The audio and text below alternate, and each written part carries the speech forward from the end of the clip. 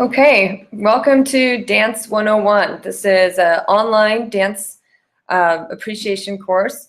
We will be using the new platform Notebowl. I hope that so far it's been easy for you to understand and see how we're going to be going with this class this semester.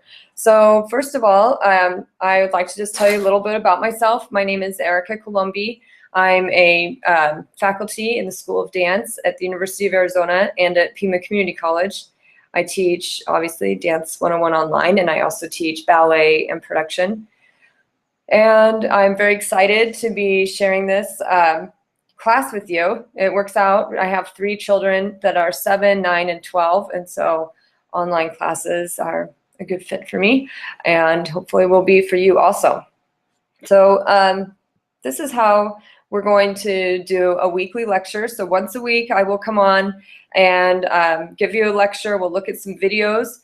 And how I'm going to do this is I go to screen share, and you can also join me anytime. You can schedule a hangout if you and I just want to talk, or I'm also live in Tucson. I know some of you are from out of town, but if you are in town, I'm happy to meet with you in person also. So here I am, I'm showing you, so this is screen share. It's very strange. You can actually see what's on my screen. And if I go to my PowerPoint, then you can see that. So we're just going to talk a little bit about what is dance and where do we find dance. So if you're interested, you can actually, if you start looking around, you'll find it everywhere. We have street dancing. We have, in our houses, on the stage. Obviously, that's what we're going to be eventually focusing primarily on is theater dance. But we see a lot of social dancing at weddings, at clubs. I know some people like to go. There's a new place that does line dancing. It's on Broadway and Craycroft. It just opened. I want to say it's Diamonds and something. Anyway, I know there's a lot of line dancing and salsa and whatever. So we'll be looking at all kinds of dance. So You Think You Can Dance is really big right now. And what dance is, how we are going to define dance in this course is dance is the expression of physical, emotional, or intellectual urges. Okay, so we have, it's sort of an instinctual feeling that sometimes, that we actually have to cover up with culture. But if we let our instincts, if you see a child and you put on music, like say 1.5-year-old child, and you put on music with a steady rhythmic beat, they'll move. It's an instinctual urge. It's in our bodies. And so I believe that, and since we have been documenting culture, there's always been a place for music and dance, and often those two go together. So it's this urge, and it happens through rhythmic, ordered, and dynamic human movement.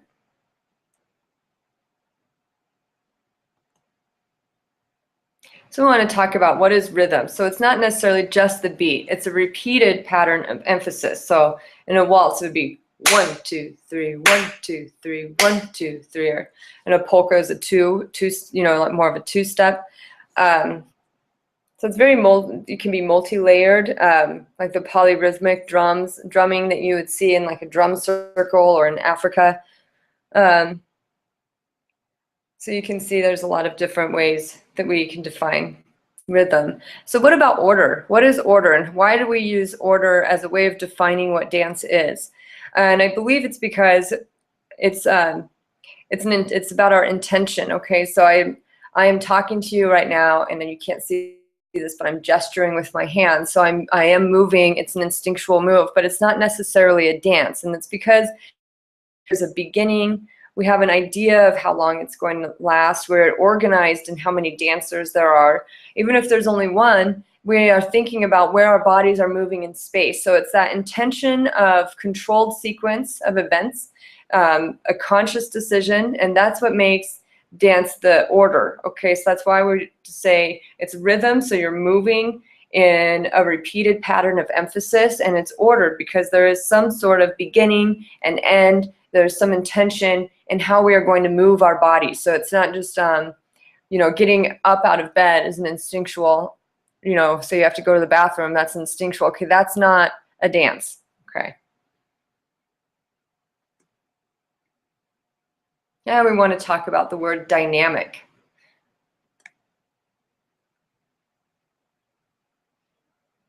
So we have, I was trying to make a creative PowerPoint here. These days, the media bombarding us from every direction, we're apt to think of dynamic as in its meaning of vigorous and powerful. But here we're speaking of dynamic in the meaning of change over time, okay? And so you can see breakdancing, particularly, is an American form of dance that has changed very rapidly over a short period of time, just in the last 30 years. If you think about 40 years, if you think about in the 70s, breakdance came out of, you know, an urban tradition, an urban street dance, and it involved minorities, and also has some influence from disco dancing with the popping and locking, and then goes into the 80s where we had more like, you know, street dancing, doing challenges, and then doing tricks, and then it moves into 90s, and then now into the 2000s, where I believe breakdance is actually moving into more of a theater dance mode. It's less, this still does have a street dance component, but it's in a lot of studios now. We're seeing it on stages, so we can see that oops, what happened? Let's go back.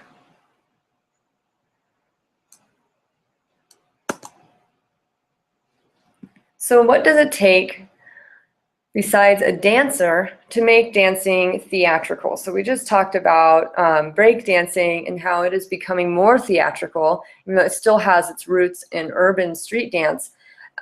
What is making it more theatrical? Well, as I had said previously, it is about putting something on stage, okay? So having a stage, having an intentional audience, maybe having lighting or costumes, some sort of music, scenery, and props. These are all things that's all about our intention. It's what makes something more theatrical.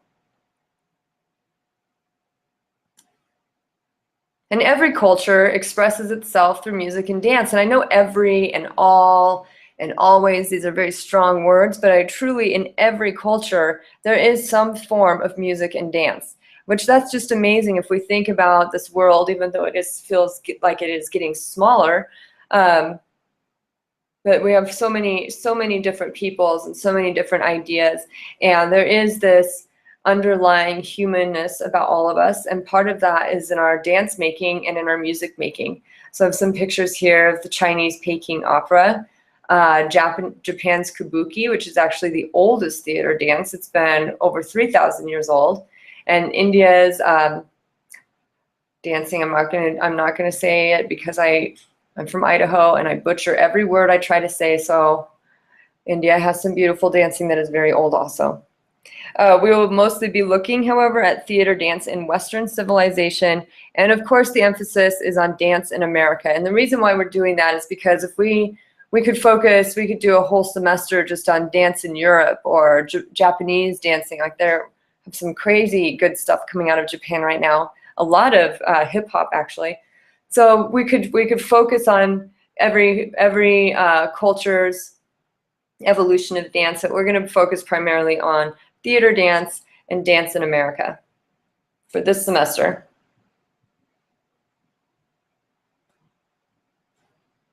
We're going to talk about what it makes Western civilization, what influences brought together what we now know as our theatrical dance. And a lot of it had to do with the silk trade route.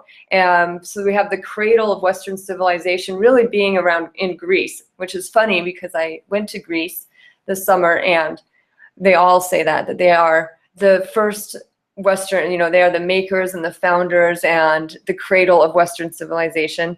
And it is actually quite true. It's sort of, we had influences from Western Europe, from Russia, from Asia, from Africa. They're all sort of meeting here and exchanging goods and trading and exchanging ideas and cultures. And as we've already established, every culture has their own type of dancing, and they came together in different ways. And there's this melding of cultures and ideas, and theater and dance emerges out of this conglomeration and this trade route amongst the people. Here's a Greek amphitheater, and this is actually in Sicily, but when the Romans conquered, the Greeks actually had these theaters first, like the Acropolis and whatnot. Those were the first theaters, and then when the Romans conquered Greece, they took a lot of their ideas and even their marble and brought them over to Italy and created their own Greek styles. Which you can see, this is a beautiful, look at the scenery, and it's very intentional where they put this theater. So you can see that it was to look out at this beautiful landscape and built into this mountain, so it has good acoustics. It was a very intentional place to have performances and plays. I don't mean just dance, but plays, acrobatics, that type of thing. We're going to talk a lot about sort of these different forces. I call them Apollonian and Dionysian forces and ideas. And it's really just a way to give a name to these natural energies that are happening throughout history. So we have Apollo, who the Greeks considered to have dominion over music, dance, poetry, healing, reason, and intellectualism. And you can see in the picture on the upper left-hand side of Apollo dancing with his muses. You can see the temple to Apollo, see how very orderly it is, very calm, very controlled, very intentional in what they're doing. And that is sort of this energy of order and control and codification. And we have Dionysus. So Dionysus is the god of wine, of revelry, in Greek mythology. He is the patron of theater and the fertility. He's Apollo's half-brother. So he represents this energy of chaos and crazy and very vibrant and disorder, okay? And I do have all of these. If you want to look at the PowerPoints again, they all are up under the public folder and the document section of Notebowl.